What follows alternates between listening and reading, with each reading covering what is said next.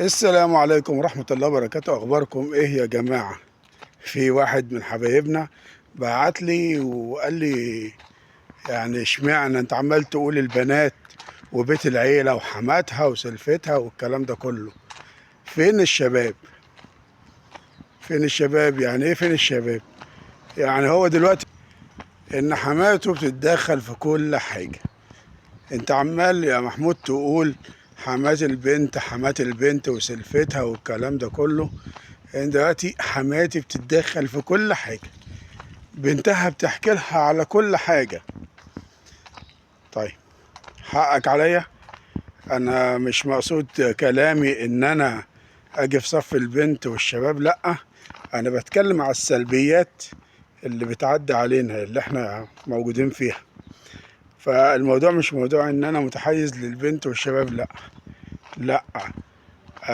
احنا بنشوف الأخطاء وبنحاول من خلال فيديوهاتنا وتعليقاتكم إن احنا نشوف المشكلة فين ونحلها.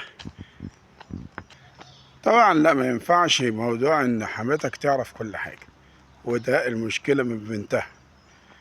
ودي على فكرة الموضوع دوت كتير قوي الناس بتتكلم فيه والناس بتشتكي منه. ان البنت تقول لك سر امها وامها سرها، وعارفة كل حاجة بتحصل في البيت الا ادق التفاصيل. لا، احب اقول لك ان انت غلطان. غلطان ليه؟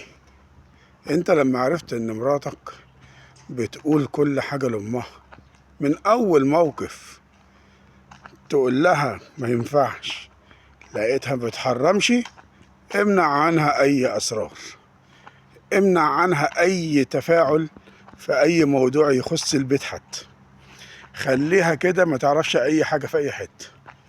ولما تيجي تلومك وتقول لك ليه، قول لها أنت بتعرفي الدنيا كلها.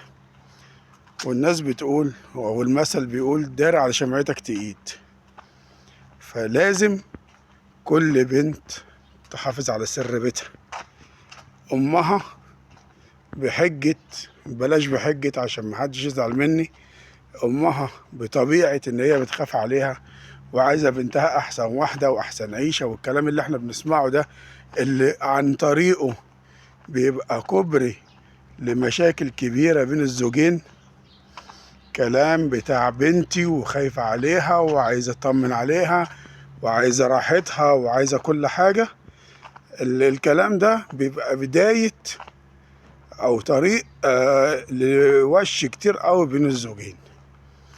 فانت يا ست سيبيه، اتدخلي في المشاكل او دخلي في الحاجات اللي انت مضطرة تخش، ومش انت كمان، ابوها اللي يتدخل يتكلم. عفوا طبعا، لو ابوها مش موجود انت اتكلمي، بس مش كل حاجة. ما تروحش تقولي لجوز بنتك انت عملت ايه في كذا وهتعمل ايه في كذا وانا رأيي كذا. انت مالكيش رأي الا لو هو طلبه، انت كحماته وممكن كحماه كمان. بس احنا بنقول ان الرجالة كبار، اللي هو الحما اللي هو الراجل الكبير، فاهم وعاقل وعارف الصح فين والغلط فين، وعارف ايه اللي يتعمل وايه اللي ما يتعملش. فالموضوع لا،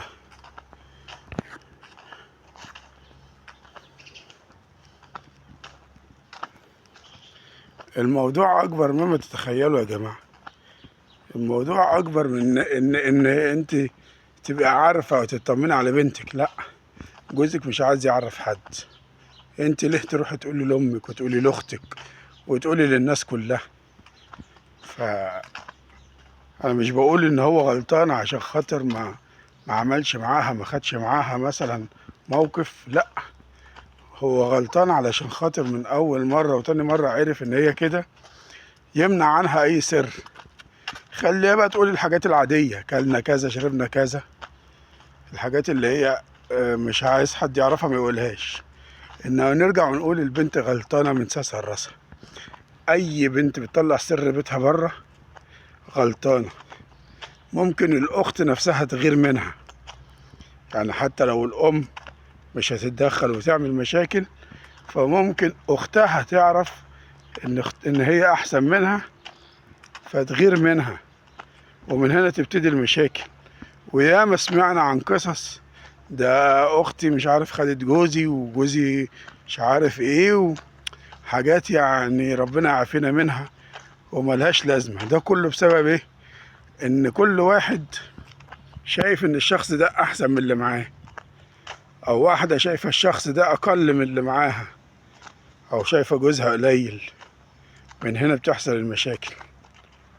فرجاء خاص يا جماعة ان كل واحد او كل واحدة يخليه في حاله ويداروا على شمعتكم تقيد، علشان الدنيا تمشي.